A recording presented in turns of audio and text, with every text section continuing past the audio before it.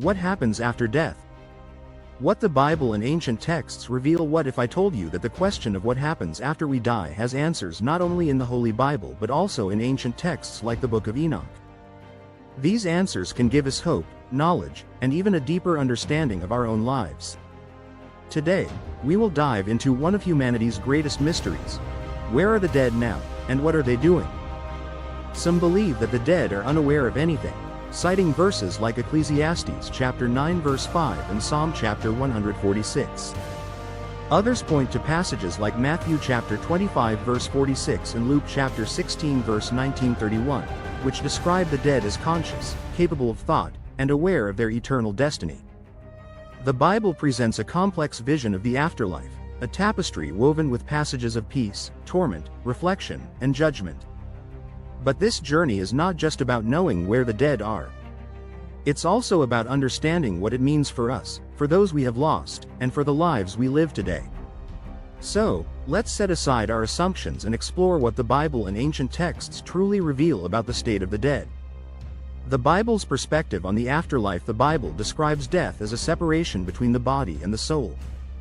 Ecclesiastes chapter 12 verse 7 says, "Then the dust will return to the earth as it was, and the spirit will return to God who gave it." This poetic image illustrates the physical end of life but also suggests the continuation of the soul. For the righteous, death is described as a step toward peace and rest, a feeling of mission accomplished. Revelation chapter 14 verse 13 states, "Blessed are the dead who die in the Lord from now on. Yes, says the Spirit, that they may rest from their labors, and their works follow them."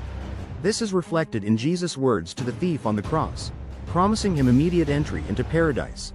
Luke chapter 23 verse 43. However, for the wicked, death brings torment, as if being haunted by a ghost that never leaves. Luke chapter 16 verse 22-23 tells the story of the rich man and Lazarus, where the rich man suffers in Hades, separated from God and the comfort of Abraham's bosom. This stark contrast sets the stage for the biblical teaching that death is not an end but a transition, like turning the page of life. This first chapter lays the foundation.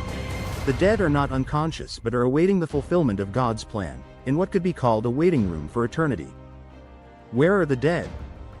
The places of the afterlife. The Bible introduces the concept of Sheol, a dark realm where all the dead reside. In the Old Testament, Sheol is described as a place of stillness and waiting, neither fully comforting nor tormenting, a kind of existential vacuum.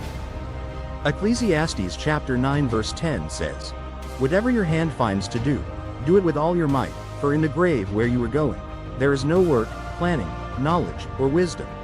It's like the saying, "What you do in life, you pay for in death." In the New Testament, this understanding evolves.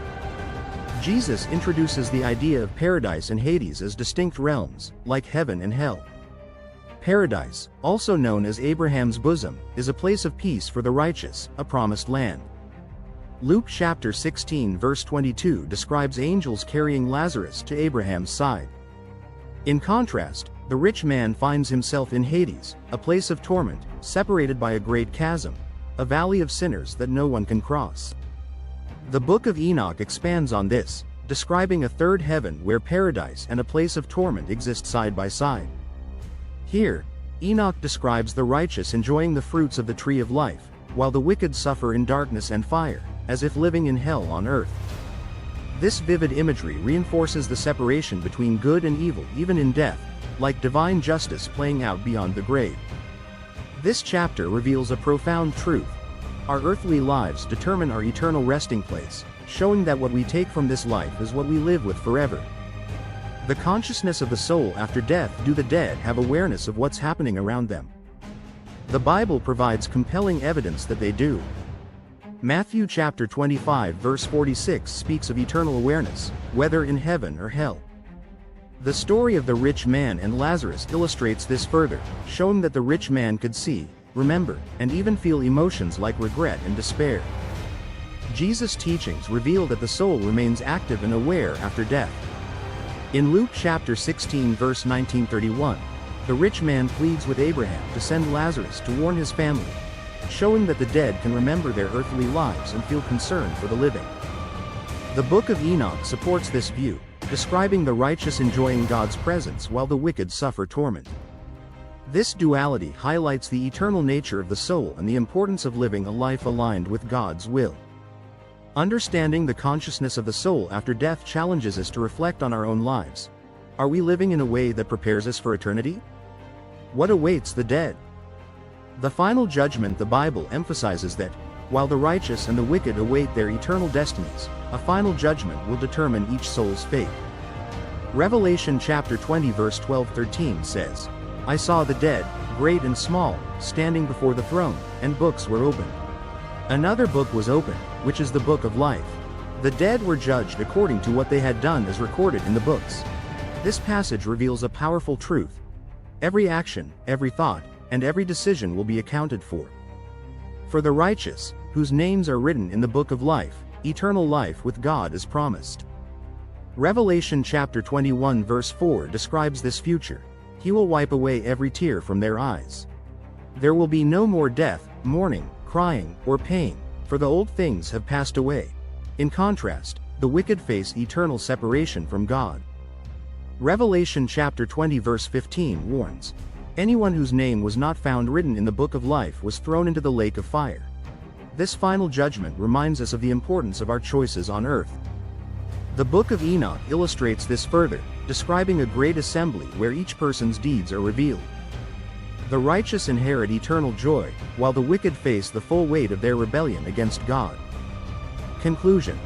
Living with eternity in mind as we explore the mysteries of life after death, the Bible and ancient texts like the Book of Enoch reveal an undeniable truth. Our earthly lives are just the beginning.